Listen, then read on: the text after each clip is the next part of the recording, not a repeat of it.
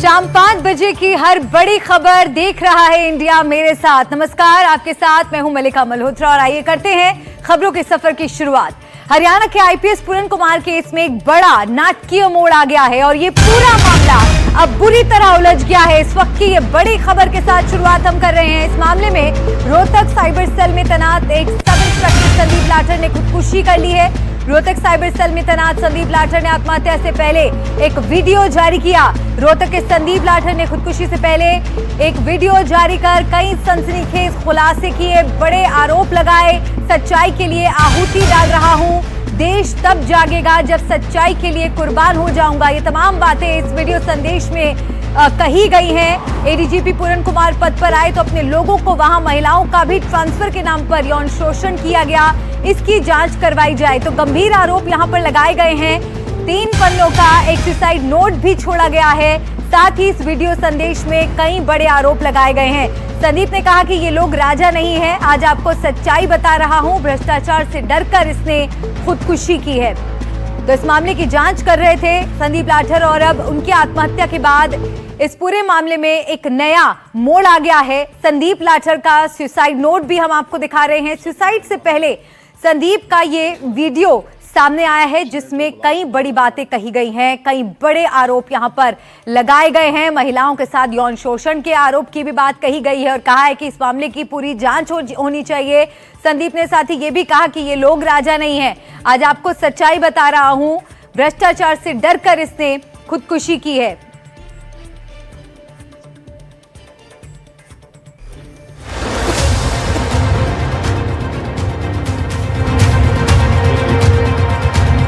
IPS पूरन कुमार की suicide mystery.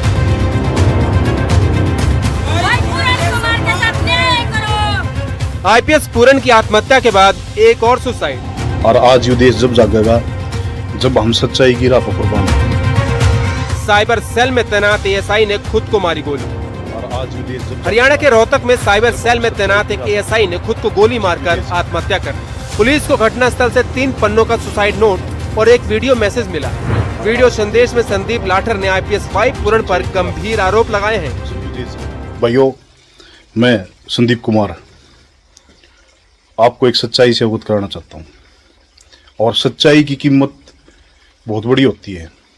उसके लिए आहुति मैं पहले ही अपनी डाल रहा हूँ। भाई भगत सिंह ने भी अपना त्याग कराया था, भगत सिंह ने भी अपना जीवन खत्म करना पड़ा जब ये देश जाग गया था। और आज ये देश जब जागेगा जब हम सच्चाई की राह पर कुर्बान होंगे, जब ये देश जागेगा, नहीं इतने ये देश जागे नहीं। एक भ्रष्ट पुलिस अफसर जिसने सदर थाना मर्डर में इसने पैसे लिए, इसने राव इंद्रजीत को निकालने के लिए 50 करोड़ की डील कर रखी थी। जहाँ पे एक ईमानदार पुलिस अफसर जो इसके सामने अड़ा वो नरेंद्र बिजानिया था, जहाँ पे इन्होंने कभी भी इतने दिन पोस्टिंग रही, कोई भी इनको भ्रष्टाचारी तो छोड़ो भाई सब, मतलब यो आदमी तो इस आदमी था ईमानदार, अपनी तनख्वाह में गुजारा करनी है। इसने जो भला उसको तो मुलाजिमा का भला कराया। लेकिन आईजी जिस दिन तक पोस्टिंग हुआ उससे दिन तक इन्हें क्या कराया, इन्हें अपने जातिवाद पे देखा भैया इस ऑफिस में जाति के इनको हटाओ, इनको हटाओ, इनको हटाओ। अपना ले जो करप्ट आदमी छाट छाट कर वो लगाने स्टार्ट कर दिए। उन आदमियों ने क्या कराया, फाइलें जिनका उन्हें बेरा था भाई इस फाइल में कोई क्लेरिकल मिस्टेक है, कोई जिमनी रहेगी, कोई और चीज़ रहेगी, वह चीज़ करके न मुलाजिम बुलाए, टॉर्चर करें, पीछे मांगे।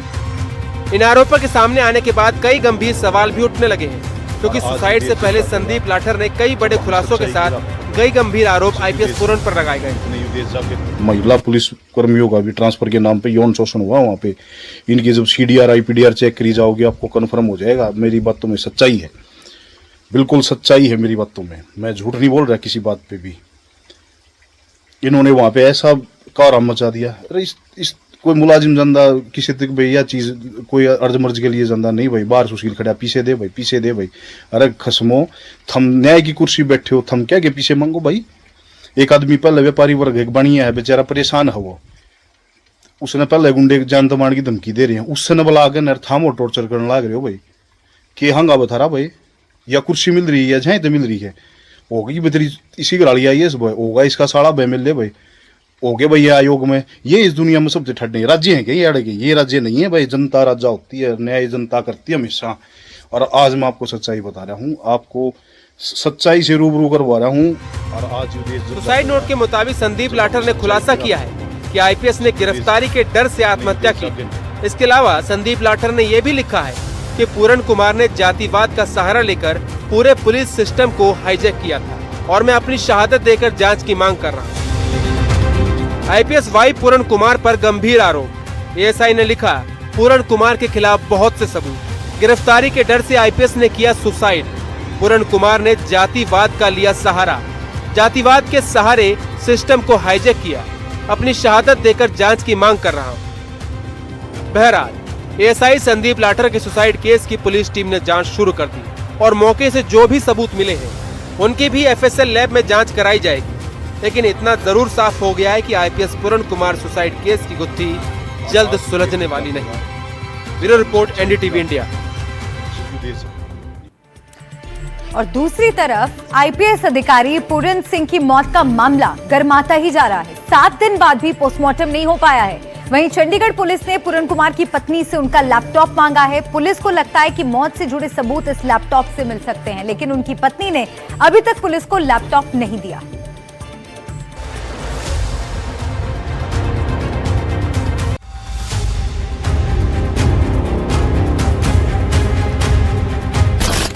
आईपीएस अधिकारी पूरन कुमार की मौत को 7 दिन बीत चुके हैं और अब तक उनका पोस्टमार्टम नहीं हो पाया है।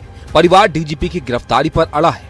डीजीपी समेत 15 अफसरों पर प्रताड़ना का आरोप लगाते हुए पूरन कुमार ने आत्महत्या कर ली थी और अब इस मामले में एक नया मोड़ आ गया है। चंडीगढ़ पुलिस ने पूरन कुमार की पत्नी को नोटिस भेजकर पूरन कुमार का लैपटॉप मांगा है। चंडीगढ़ पुलिस के सूत्रों के मुताबिक पूरन कुमार का लैपटॉप उनकी मौत से जुड़ा बड़ा सबूत है। दरअसल चंडीगढ़ पुलिस लैपटॉप को सीएफएसएल लैब में भेजकर आईपीएस पूरन कुमार के सुसाइड नोट की प्रमाणिकता की जांच करना चाहती है, जिससे साफ हो सके कि ये सुसाइड नोट आईपीएस पूरन कुमार ने खुद अपने ही लैपटॉप से लिखा था। ये वही लैपटॉप है जिसमें आईपीएस पूरन कुमार का सुसाइड नोट ड्राफ्ट में सेव था। चंडीगढ़ पुलिस आईपीएस पूरन कुमार के लैपटॉप के जरिए ये भी जानना चाहती है कि पूरन कुमार ने आत्महत्या करने से पहले कितने लोगों को सुसाइड नोट मेल किया था और जिनको सुसाइड मेल किया था उन लोगों को किस समय सुसाइड नोट मेल भेजा गया था। इसके साथ ही पुलिस ये भी जानना चाहती है कि जिन लोगों को आईपीएस पूरन कुमार ने सुसाइड नोट मेल किया था उन लोगों ने सुसाइड नोट का मेल रिसीव होने के कितनी देर बाद देखा था। लेकिन अभी तक आईएएस अमनीत पूरन कुमार ने एसआईटी को अपने पति का लैपटॉप नहीं सौंपा है। डीजीपी शत्रुजीत कपूर पर आईपीएस अधिकारी वाई पूरन कुमार ने आत्महत्या के लिए उकसाने के आरोप लगाए थे। परिवार डीजीपी की गिरफ्तारी पर अड़ा है, लेकिन हरियाणा सरकार ने डीजीपी शत्रुजीत कपूर को लंबी छुट्टी पर भेज दिया है और फिलहाल डीजीपी का अतिरिक्त कार्यभार सीनियर आईपीएस अधिकारी ओम प्रकाश सिंह को सौंप दिया गया है। ओम प्रकाश सिंह फिलहाल हरियाणा पुलिस हाउसिंग कॉर्पोरेशन में एमडी के पद पर कार्यरत हैं। वहीं दूसरी तरफ इस सुसाइड केस में लगातार जांच जारी है। 11 अक्टूबर से रोहतक में एसआईटी टीम जांच में जुटी है। एसआईटी ने हरियाणा सरकार को पत्र लिखा है और पूरन कुमार से जुड़े डॉक्यूमेंट्स मांगे हैं। सुसाइड नोट के आधार पर टीम सबूत जुटा रही है। आपको एक बार फिर पूरा मामला बता देते हैं। आईपीएस अफसर पूरन कुमार ने 7 अक्टूबर को अपने सरकारी आवास पर आत्महत्या कर ली थी। चेयर पर बैठकर उन्होंने खुद को गोली मार ली। सुसाइड के बाद उनके कमरे से एक 9 पन्ने का सुसाइड नोट मिला। इस सुसाइड नोट में भेदभाव, अपमान, मानसिक उत्पीड़न की बात कही गई। डीजीपी समेत 15 अफसरों पर प्रताड़ना के आरोप लगाए गए। जो सुसाइड नोट मिला उसमें आईपीएस पूरन कुमार ने लिखा, वर्षों तक मुझे मानसिक प्रताड़ना से गुजरना पड़ा। मेरे खिलाफ छद्म नामों से दुर्भावनापूर्ण शिकायतें की। सार्वजनिक रूप से मुझे अपमानित और शर्मिंदा किया गया। नवंबर 2023 में मेरा सरकारी वाहन वापस ले लिया गया। मैं और अधिक प्रताड़ना बर्दाश्त नहीं कर सकता, इसलिए मैंने सब कुछ खत्म करने का निर्णय लिया है। आईपीएस पूरन सिंह की मौत को 7 दिन बीत चुके हैं और अभी तक उनका पोस्टमार्टम नहीं हुआ है। परिवार की मांग है कि इस मामले की पूरी गहनता से जांच हो। हरियाणा डीजीपी और रोहतक एसपी पर गंभीर आरोप लगाए गए हैं। परिवार का कहना है कि डीजीपी और रोहतक एसपी पर कड़ी कार्रवाई हो। परिवार दोनों की गिरफ्तारी की मांग पर अड़ा है। वो लैपटॉप जिसमें सुसाइड नोट टाइप किया गया था वो परिवार के पास ही रखा हुआ है। जांच एजेंसी का कहना है कि लैपटॉप के फिंगरप्रिंट और ईमेल ट्रेल से मौत के हालात की पुष्टि हो सकती है, लेकिन परिवार ने अब तक ये लैपटॉप नहीं दिया है। अब देखना होगा कि इस मामले में जांच किस तरह से आगे बढ़ती है और आईपीएस पूरन कुमार का पोस्टमार्टम कब तक होता है। Bureau report, NDTV India. इस बीच बिहार चुनाव को लेकर एक बड़ी और एक्सक्लूसिव खबर मिल रही है। बीजेपी में शामिल हुई गायिका मैथिली ठाकुर। अलीनगर से चुनाव लड़ सकती है मैथिली ठाकुर। जानी मानी गायिका है मैथिली और इस बात का अंदेशा पहले भी लगाया जा रहा था। कई औपचारिक मुलाकातों के बाद इस बात की अटकलें थी कि मैथिली जल्द ही बीजेपी का दामन थाम सकती हैं और अब ये लाइव प्रेस कॉन्फ्रेंस आपको हम दिखा रहे हैं, जहां पर आप देख सकते हैं मैथिली ठाकुर की तस्वीर आपको यहां पर नजर आ रही होगी। अलीनगर से चुनाव लड़ सकती है मैथिली। जानी मानी गायिका है और बीजेपी के साथ जुड़ चुकी है। दो ऐसे हस्ती जिन्होंने भारतीय जनता पार्टी के विचारधारा को पसंद किया और भारतीय जनता पार्टी में आज अपना ज्वाइनिंग उनका हो रहा है। ऐसे श्री भरत बिंद जी हैं, राष्ट्रीय जनता दल से सम्मानित विधायक अभी तक थे और आरजेडी राष्ट्रीय जनता दल छोड़कर आज भारतीय जनता पार्टी में उनका ज्वाइनिंग हुआ है। मैं भरत बिंद जी का जो भभुआ विधानसभा संख्या 205 से जीत कर आए हैं, मैं उनका भारतीय जनता पार्टी में स्वागत करता हूं। मैंने पहले भी कहा था कि करीब आधे दर्जन से ज्यादा विधायक जो इंडी गठबंधन आरजेडी और कांग्रेस से भारतीय जनता पार्टी में शामिल होंगे और हमारे दूसरे जो लोक गायिका हैं सुश्री मैथिली ठाकुर जी, पूरा दुनिया और देश मिथिला के इस बेटी को सलाम करती है, क्योंकि ये एक ऐसी लोक गायिका है जो बहुत ही कम उम्र में अपने प्रतिभा का परिचय पूरे देश को और दुनिया को देने का काम किया है। मैं मैथिली ठाकुर जी को बधाई देता हूं कि आपके ऐसे युवा चेहरा भारतीय जनता पार्टी को और इस पार्टी में शामिल हो रही हैं। इसके लिए भारतीय जनता पार्टी आपका स्वागत करता है। पूरा बिहार आज इस बात को मान रहा है कि यहां के मतदाता तैयार हैं।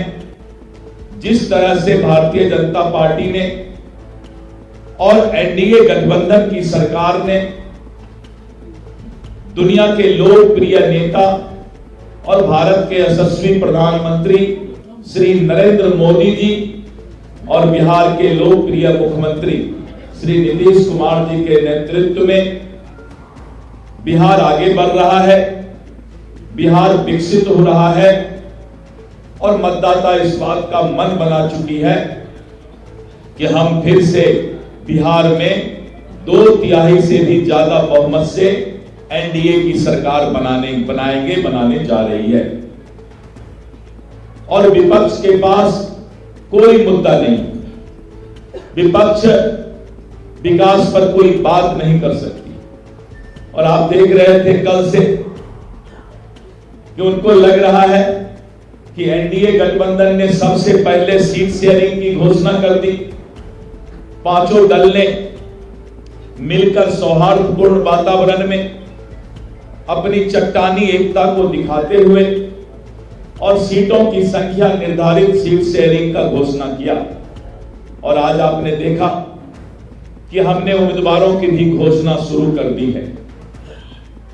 विपक्ष हताशा में है, विपक्ष डिप्रेशन में है और मीडिया में कुछ से कुछ शिगुफा देने का प्रयास करता है, लेकिन शिगुफा तो शिगुफा होता है, अफवाह तो अफवाह होता है, 2-3 घंटा चलता है, लोग मजा लेते हैं, लेकिन बाद में जब पता लगता है कि ये 5 पांडव एनडीए जिस चट्टानी एकता के साथ विधानसभा चुनाव का आगाज कर चुकी है कि अब मतदाता ने मन बना लिया है कि भारी बहुमत से एनडीए की सरकार बनेगी। मित्रों, अभी मैंने कहा था कि आधे दर्जन से ज्यादा विधायक इंडी गठबंधन राजद कांग्रेस को छोड़कर भारतीय जनता पार्टी में शामिल होंगे। आगे आगे देखिए होता है क्या। कल फिर हम लोग मिलेंगे और इस तरह करके चारों तरफ विपक्ष धाराशाही होता जा रहा है। तो मैथिली ठाकुर बीजेपी में शामिल हो चुकी हैं। प्रेस कॉन्फ्रेंस आप देख रहे थे। आइए आगे बढ़ते हैं, अगली खबर का रुख करेंगे।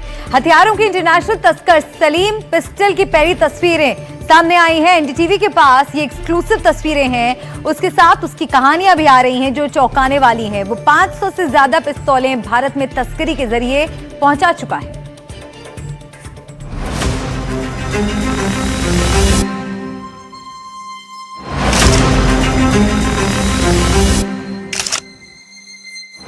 दिल्ली पुलिस के हत्थे चढ़ा ये शख्स हथियारों का इंटरनेशनल तस्कर सलीम पिस्टल है। इसके तार दाऊद इब्राहिम से जुड़ते हैं, इसके तार आईएसआई से जुड़ते हैं, भारत के बाहुबलियों से जुड़ते हैं। चीन, पाकिस्तान और नेपाल तक उसका जाल फैला हुआ है। ये अपने साथी के साथ मिलकर नेपाल बॉर्डर पर हथियारों की फैक्ट्री भी खोलने वाला था, लेकिन इस अगस्त नेपाल पुलिस ने उसे गिरफ्तार कर लिया। फिलहाल वो दिल्ली पुलिस की हिरासत में है। एनडीटीवी के पास उसकी ये एक्सक्लूसिव तस्वीरें हैं। सलीम पिस्टल हथियारों की तस्करी और सौदागरी का धंधा करता था। भारत में उसने कम से कम 500 पिस्तौलें तस्करी के जरिए भिजवाई। इसमें वो जिगाना पिस्टल भी है जो गैंगस्टर की पहली पसंद बताई जाती है। दरअसल पिस्तौलों की तस्करी की वजह से लोग उसे सलीम पिस्टल कहने लगे। उसकी कहानी हैरान करने वाली है। सलीम दिल्ली के जाफराबाद का रहने वाला था। पहले वो ड्राइवर का काम किया करता था, फिर उसने इलेक्ट्रीशियन का काम किया, मोबाइल रिपेयरिंग में भी हाथ आजमाया। प्रगति मैदान में एक ऑटो एक्सपो में वो पाकिस्तान के पवेलियन से जुड़ा और फिर आईएसआई के संपर्क में आ गया।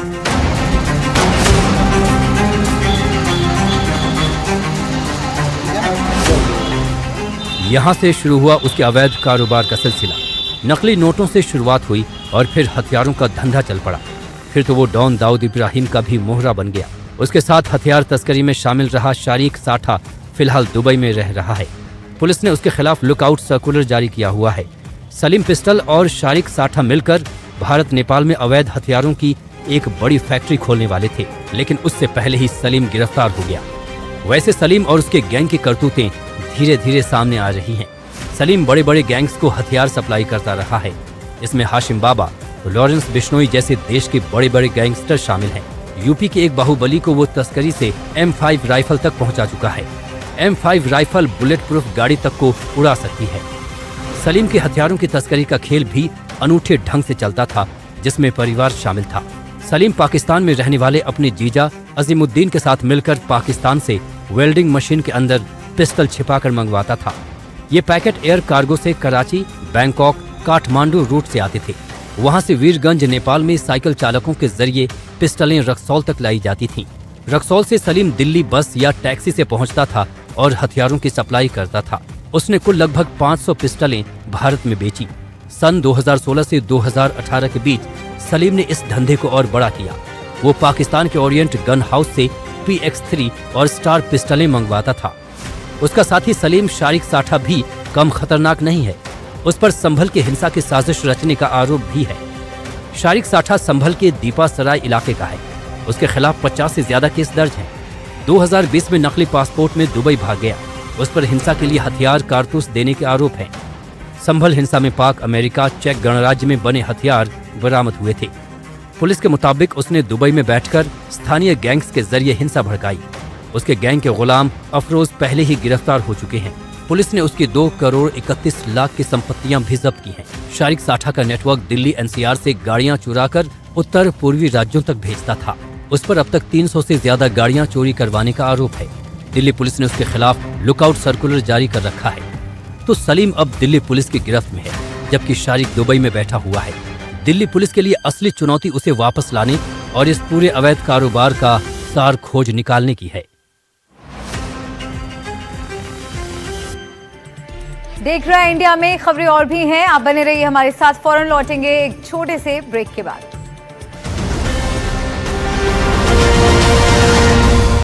देख रहे हैं इंडिया में एक बार फिर से आपका स्वागत है। खबरों के सफर में बढ़ेंगे आगे और इस वक्त की बड़ी खबर बिहार चुनाव से जुड़ी सीपीआई एमएल के 18 उम्मीदवारों की लिस्ट जारी हो गई है।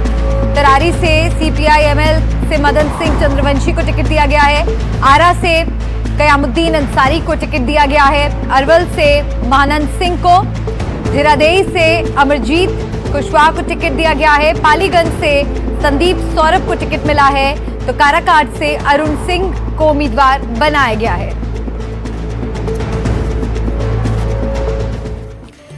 और आइए आगे बढ़ते हैं और बात उत्तर प्रदेश की। यूपी पुलिस ने स्पाइडरमैन को गिरफ्तार किया है। अब आप सोच रहे होंगे कि स्पाइडरमैन और गिरफ्तार, जी हां, स्पाइडरमैन सलाखों के पीछे पहुंच चुका है। आरोप भी कोई हल्के नहीं है। स्पाइडरमैन ने छोटा मोटा अपराध भी नहीं किया, अश्लीलता के आरोप में वो सलाखों के पीछे पहुंचा है। आपको पूरा माजरा बताएं उससे पहले आप स्पाइडरमैन को देख लीजिए। 15 तारीख को तू पहचानेगा कि डर क्या होता है। 20 तारीख को पब्लिक को पता चलेगा कि तेरा टक्कर लेने वाला कोई मर्द आया है। 25 तारीख को लोगों के मन से तेरा खौफ खत्म हो जाएगा और 1 तारीख को तू फिनिश। आपने स्पाइडरमैन को हॉलीवुड की पिक्चरों में देखा होगा। फिल्मों में अक्सर वो लोगों की मदद करता है, जान बचाता है, लेकिन अब आपको यूपी के स्पाइडरमैन से मिलवाते हैं। ये स्पाइडरमैन किसी की मदद नहीं करता है, बल्कि सोशल मीडिया पर महिलाओं के सामने अश्लील रीलें बनाता है।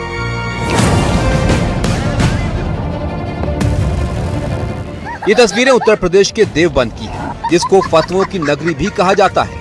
देवबंद की सड़कों पर इस नकली स्पाइडरमैन ने आतंक मचा रखा है। इस पर रील बनाने का ऐसा जोश सवार है कि वो अपनी मर्यादा और सभ्यता को ही भूल गया था। सड़क पर महिलाएं हैं, लेकिन ये शख्स स्पाइडरमैन का मास्क लगाकर अचानक से अजीब हरकतें करने लगता है। कभी सड़क पर लेटकर डांस करता है, तो कभी महिलाओं के पास जाकर अजीब और अश्लील इशारे करता है। आसपास के लोग भी चौंक जाते हैं कि आखिर ये शख्स करना क्या चाहता है। चंद लाइक्स और फॉलोअर्स के लिए ये स्पाइडरमैन के गेटअप में सड़कों पर नाचता दिखाई दे रहा है। ये सब क्या देखना पड़ रहा है। ऐसी हरकतों के बाद पुलिस को उसे गिरफ्तार करना पड़ा। हॉलीवुड पिक्चर का हीरो स्पाइडरमैन अब यूपी पुलिस की हिरासत में है। बच्चों के चहीते स्पाइडरमैन को इस शख्स ने बदनाम कर दिया है। शख्स स्पाइडरमैन के गेटअप में इंस्टाग्राम, फेसबुक और यूट्यूब सभी जगह रील बना कर डालता था। जब पूरा मामला वायरल हुआ तो 24 घंटे के अंदर यूपी पुलिस की एंटी रोमियो टीम ने उसे गिरफ्तार कर लिया।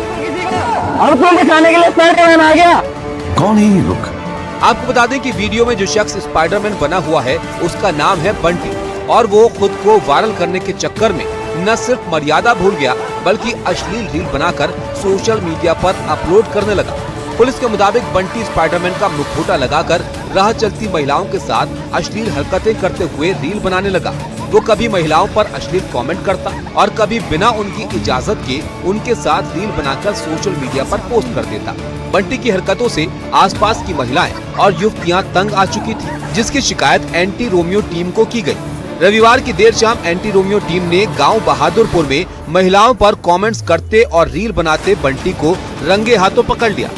थाना प्रभारी नरेंद्र शर्मा ने ऑफ कैमरा ऑन रिकॉर्ड बताया कि आरोपी युवक के खिलाफ संबंधित धाराओं में मुकदमा दर्ज कर लिया गया है और उसके खिलाफ विधिक कार्रवाई कर जेल भेजा जा रहा है। सोशल मीडिया पर बंटी जैसे हजारों हैं जो वायरल होने के लिए कुछ भी कर रहे हैं, चाहे उससे बाकी लोगों को दिक्कतें भी हो रही हों, लेकिन लाइक्स और फॉलोअर्स के लालच में लोग अंधे होते जा रहे हैं। इस पर लगाम लगना बेहद जरूरी है। Bureau report, NDTV India.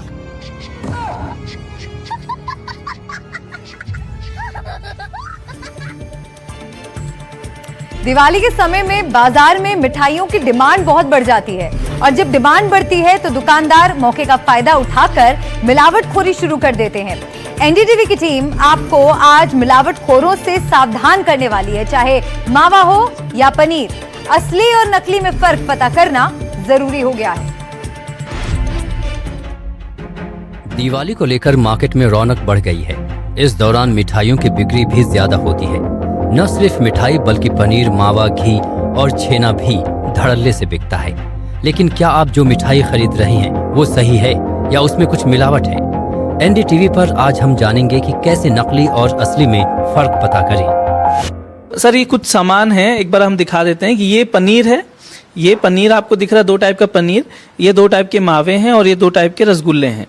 Sir सिर्फ समझेंगे कि आखिर 2 टाइप का जो रखा है हमने वो क्यों रखा है और इसका कारण क्या है और इसमें से कौन असली है कौन नकली, ताकि आपको एक हिंट मिल जाए, पता चल जाए कि किस तरीके से आप दुकान पे जब जाएं तो समझ सकते हैं कि क्या चीज़ों को ध्यान में रखा जाना चाहिए ताकि ये पकड़ में आ सके क्या असली है क्या नकली।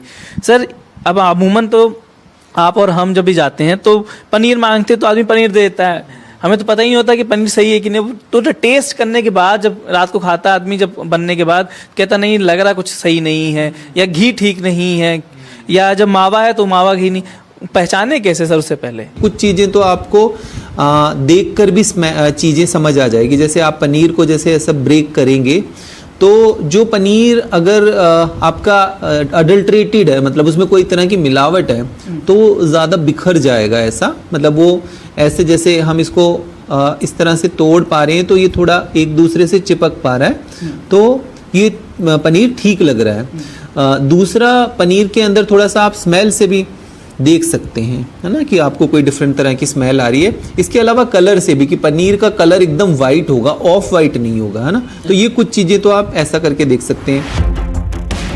दिवाली से पहले बाजारों में मानो रंग और रौनक का सैलाब उमड़ पड़ा है। दुकानों में लड्डू, बर्फी, गुलाब जामुन और पेड़ों की खुशबू हर तरफ फैली हुई है। लेकिन इस मीठे माहौल के बीच एक कड़वा सच छिपा है, मिठाइयों में बढ़ती मिलावट। खासकर मावा वाली मिठाइयों में तो नकली मावा का बोलबाला है, तो वहीं पूरे दिल्ली एनसीआर में नकली पनीर ने नाक में दम किया हुआ है और खरीदते वक्त पता भी नहीं चलता कि पनीर असली है या नकली। एक जैसा मैंने आपको बात करी कि पनीर के अंदर ज़्यादातर स्टार्च की मिलावट हो जाती है, तो स्टार्च को देखने के लिए घर पर आप आसानी से इसको चेक कर सकते हैं कि कहीं इसमें कॉर्न या मैदा वगैरह तो नहीं मिला हुआ।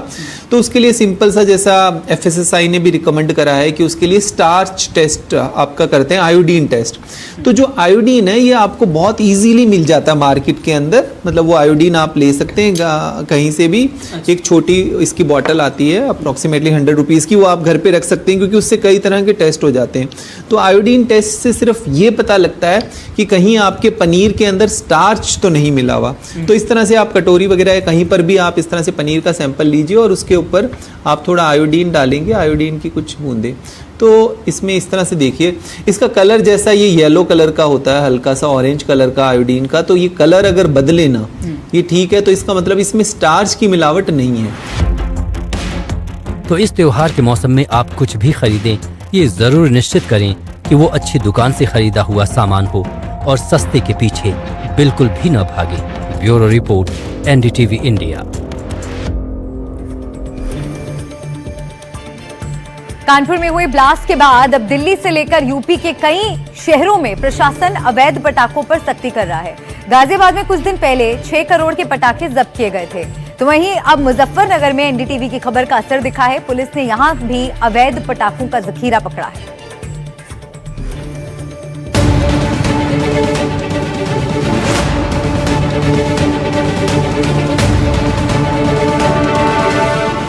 दिवाली के त्योहार से पहले उत्तर प्रदेश पुलिस और दिल्ली पुलिस दोनों ही अवैध पटाखों को लेकर फुल एक्शन मोड में हैं। अभी कुछ दिन पहले ही यूपी के कानपुर में एक जोरदार धमाका हुआ था। पुलिस ने जांच में पाया था कि धमाका स्कूटी में नहीं बल्कि कागज के गत्तों के नीचे रखे अवैध पटाखों के भंडार में हुआ था।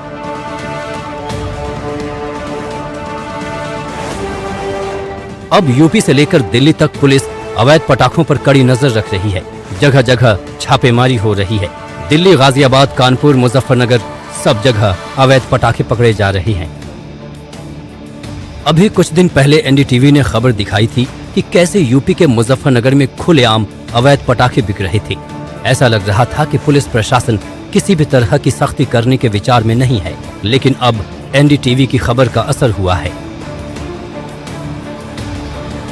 उत्तर प्रदेश में पटाखों के चलते हो रही घटनाओं को देखते हुए सोमवार को मुजफ्फरनगर पुलिस ने एक अभियान चलाया और नगर में स्थित 7 दुकानों के ताले तोड़कर छापेमारी की।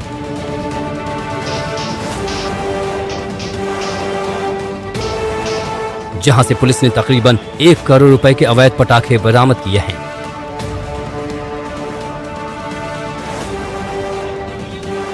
दो दिन पहले ही एनडीटीवी ने अवैध पटाखों को लेकर खबर चलाई थी, जिसके बाद मुजफ्फरनगर पुलिस प्रशासन के द्वारा बड़ी कार्यवाही की गई है और करोड़ों रुपए के अवैध पटाखों को जब्त किया गया है। 7 दुकानों पे ऐसे छापा मारा गया और हमने बड़ी संख्या में, बड़ी मात्रा में ऐसे यहाँ पे पटाखे रिकवर करे हैं, जो कम से कम 10 से 12 कुंटल की मात्रा होगी जिसकी। दीपावली को लेकर इस पटाखे के जखीरा को जहां स्टॉक कर रखा गया था, वो नगर का एक व्यस्ततम बाजार है। घनी आबादी होने के चलते कभी भी कोई बड़ा हादसा हो सकता था, लेकिन वक्त रहते पुलिस ने इस पटाखे के जखीरा को जब्त करते हुए उन सभी लोगों को चेतावनी दी है कि जो अवैध पटाखों को स्टॉक कर रखते हैं या फिर बेचते हैं। अगली तस्वीर यूपी के हापुड़ से है, जहां यूपी के हापुड़ जिले में अवैध रूप से विस्फोटक पदार्थों का भंडारण करने वालों पर पुलिस ने बड़ी कार्रवाई की है। पुलिस को रिहायशी इलाके में अवैध रूप से विस्फोटक सामग्री के भंडारण और बिक्री की सूचना मिली थी, जिसके बाद एसडीएम और सीओ ने छापेमारी करते हुए मकान से भारी मात्रा में विस्फोटक सामग्री बरामद की है। पकड़े गए पटाखों की कीमत लाखों रुपए की बताई जा रही है। पुलिस ने 2 आरोपियों को भी गिरफ्तार किया है। जाहिरा तौर से नहीं भी बेच रहे हैं, लेकिन स्टॉक करके रखा है, चोरी बेच रहे हैं, ऐसे व्यक्तियों के विरुद्ध हम जानकारी कर रहे हैं।